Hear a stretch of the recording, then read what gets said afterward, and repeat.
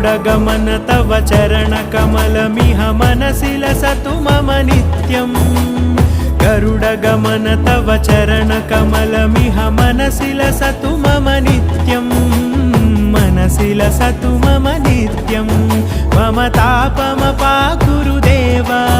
मम पापमपाकुरु देव मम तापमपाकुरु देव मम पापमपाकुरु देव